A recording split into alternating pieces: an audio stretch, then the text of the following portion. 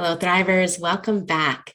Today, I want to talk about when narcissistic family members switch roles with you and they make themselves the victim, the harmed party, right? And you, the one that is causing all of the problems. Now, technically, we don't tend to think that a narcissist would want to play the victim because a grandiose narcissist wants to be known as like the strong one, the one that has power, the one that has control. And a grandiose narcissist would probably prefer to be viewed as an abuser than somebody that is a victim. Okay. And that's why we have to understand that not every narcissist is the same kind of narcissist. So a narcissistic family member that wants to play the victim would be more like a vulnerable narcissist. This form of narcissist seeks supply in different ways. And the whole bottom line with the narcissistic supply is that people are looking at them as in a certain way that makes them feel important. Okay, so in other words, if people are looking at the narcissist as if they are amazing, well, obviously they're going to love that. But if they can maneuver certain circumstances so that people are looking at them in a way where they feel bad for them, in a way where they're looking at the narcissist as the victim, what goes on in the narcissist's mind is if they're the victim, that means you are the bad person. And somehow they're always like measuring things, right, between you and them. And so if they're the victim, that means you're a bad person.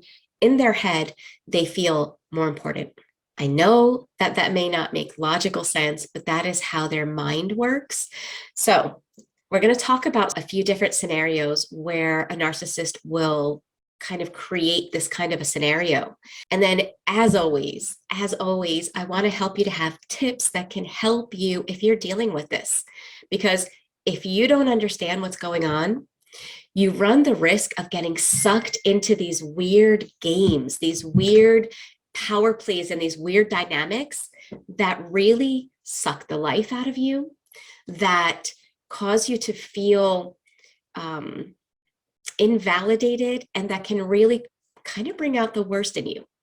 Whereas when you know what's going on and you know what to do, then you can have the biggest sense of empowerment because you can stay you despite whatever they're doing, right? And that's the whole goal. So with that in mind, if you have family members that tend to play the victim and make you the problem, you're going to want to watch this video. For those that don't know me, my name is Michele. I'm a life and relationship coach. I'm super passionate about helping people to work through the side effects of narcissistic abuse, as well as complex PTSD and or childhood trauma. I'm the founder of the Thriver School of Transformation, which is a monthly membership where we meet live on Zoom and we work through these side effects together. So if that's something that you would be interested in, please know that the doors only open the first 5 days of each month. Okay, so let's get into these different scenarios where narcissists tend to play the victim.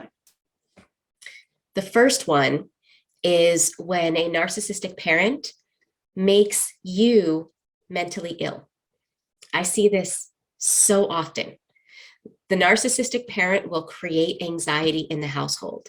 They will create children that are stuck in their own trauma responses of fight or flight, and then they will blame the strange behaviors of their family members on the fact of anxiety or depression or mental illness. Because the truth is, if you have a family member that is high on the scale of NPD, then they are kind of putting their illness in you. That's the whole thing with narcissistic abuse, is they project how they feel onto you.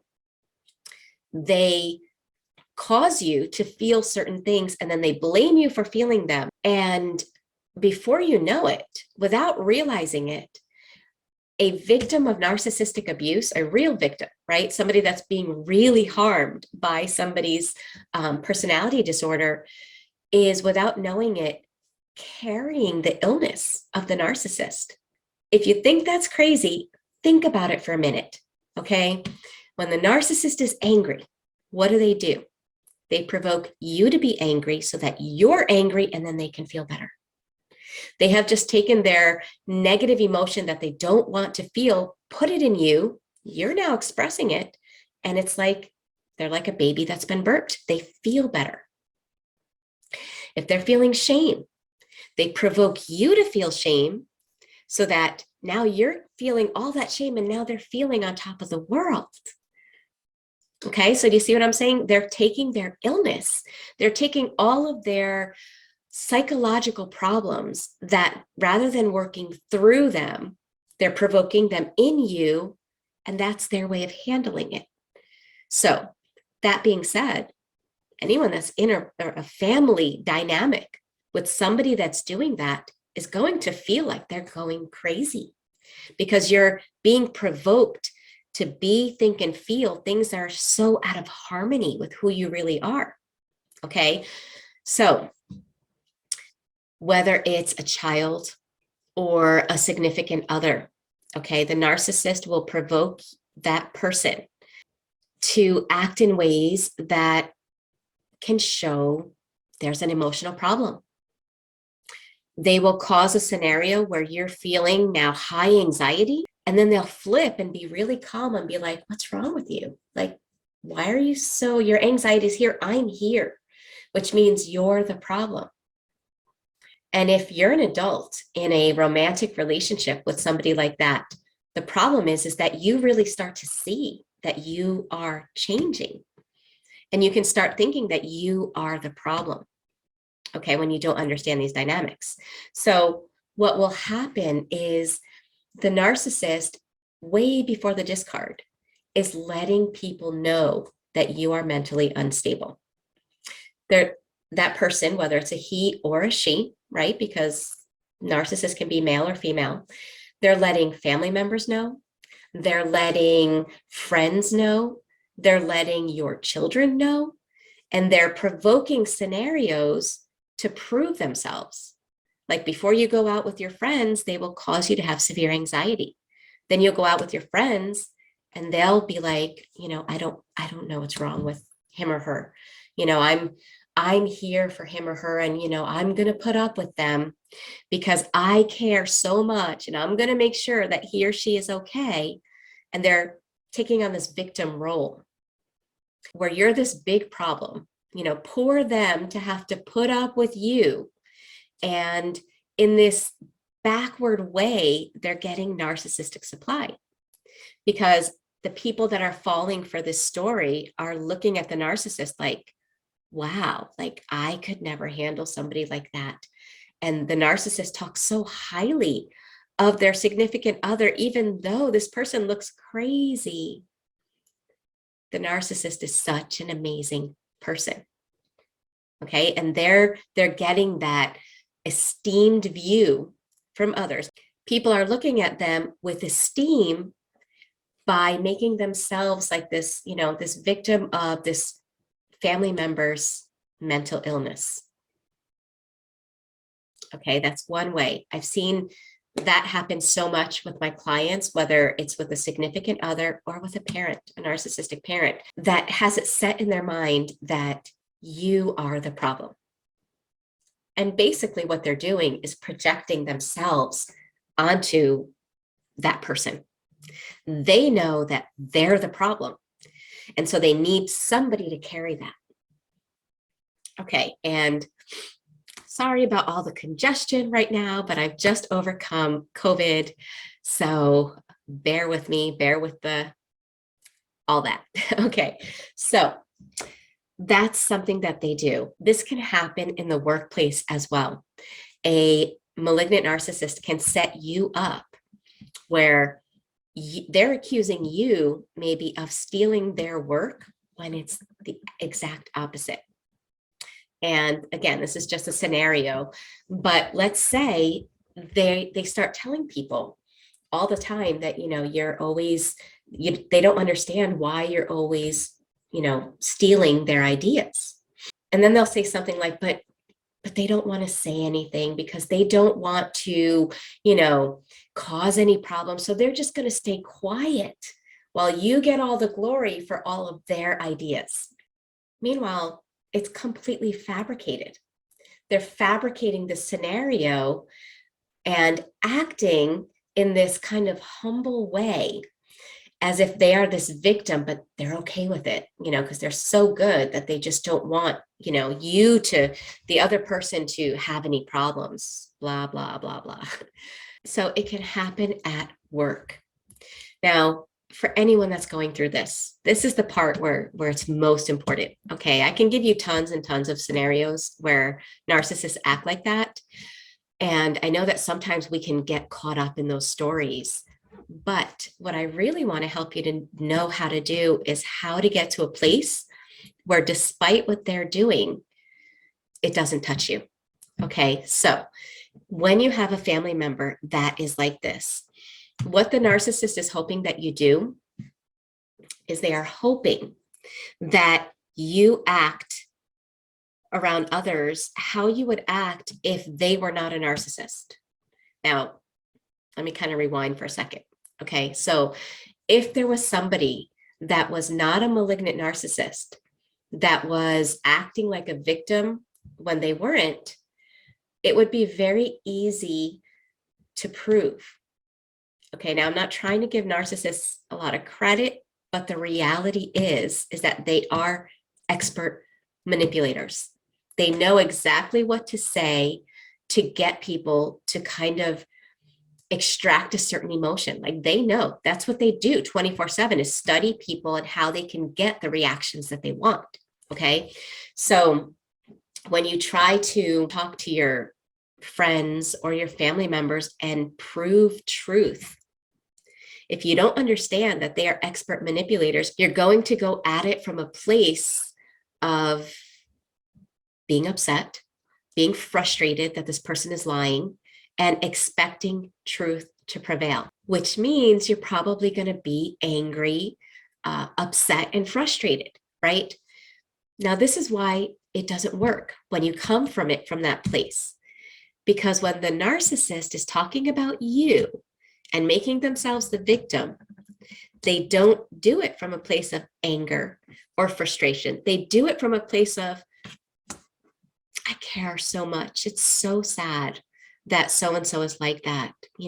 I wish they weren't like that. My heart goes out to them. Smear, smear, smear. That's how they do it.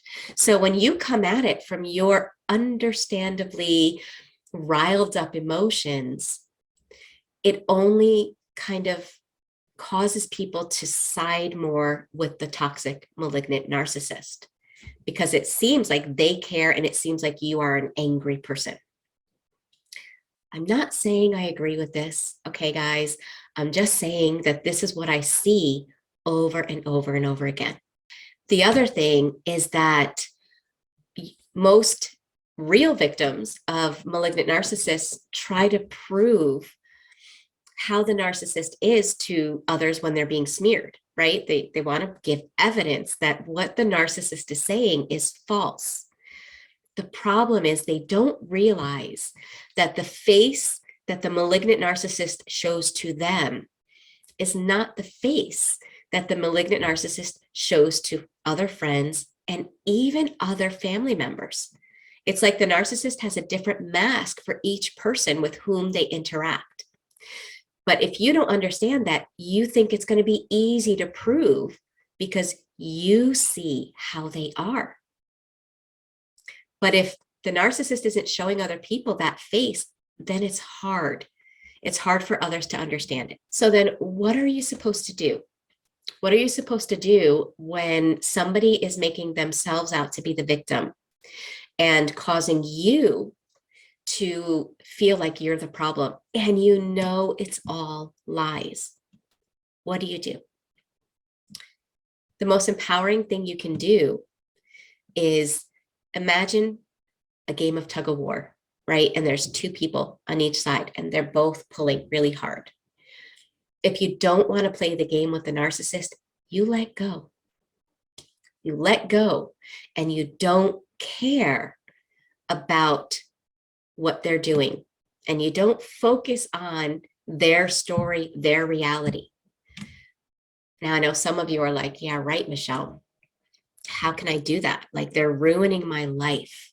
They're causing people to think this, that, and the other thing about me. Trust me, I get it. I get it more than you know. Okay. So the way that you can get to that place where you let go is when you can change the meaning of what they're doing. Okay. So for example, they're smearing your name. And by the way, nobody likes that. Okay. Nobody, that's not easy for anybody. Even if you handle it the best way possible, if you're human and you have empathy, it's still going to hurt. Okay. So I want you to understand, like, it's normal to feel that pain and that frustration. However, you don't want to stay in that pain and that frustration, because now it's like the narcissist has used like an emotional flypaper with you, right? So they've caused you to feel those emotions, and now you're stuck with those emotions. And the more you stay stuck in those emotions, remember, when you're feeling what they don't want to feel, they feel better. Okay. So the most empowering thing you can do is recognize that you know your truth and that you don't have to prove to anybody what your reality is. You don't even have to prove who's the real victim. If you know your truth, that's all that matters. Okay. I was watching TikTok the other day. Yep, I do that. And there's a young lady who has Tourette's syndrome. And she said, somebody with a mental illness does not have to prove their diagnosis to anybody. And I was like, yes, you go, girl. But then I thought about how victims of narcissistic abuse sometimes feel like they have to prove their experience and their reality. And if you can develop that mindset that you don't have to prove your reality to anybody, it is going to free you from the pain and the frustration and the anger and the resentment. Okay. When you can let go of what they're doing. And the hard part is that you may lose certain people in your life. Anyone that's not going to support you, it's going to be hard. It's going to be painful, but better to not have people in your life that aren't supporting you. Right. So it is going to affect certain people that you're around, but you can now start creating a foundation of people that matter to you. So it's a mindset, and it's one that if you've been through narcissistic abuse, it takes a little while to develop, because the narcissist has trained you to think that you guys both need to see things eye to eye, and that everyone needs to see things eye to eye, and that there always is only one perspective. That's why it gets uncomfortable when somebody has a different perspective, because you've been trained that there is only one perspective. But if you can start reconditioning yourself to realize there's tons of perspectives, people are allowed to have them, and you're still allowed to know who you are, and you're still allowed to know your truth. When you can get to that place, you will begin living as you, and you're not going to be focusing on what they're doing and who they're telling, what they're saying about you, because you won't even care. Trust me, you can get there, and it is the most empowering place to be. And if you're struggling to do that, if you're struggling to get to that place, I really want to encourage you to check out the Thriver School of Transformation, because that's what we do. We work towards getting to our authentic self and breaking the chains of all of the coping skills that were developed as a result of narcissistic abuse.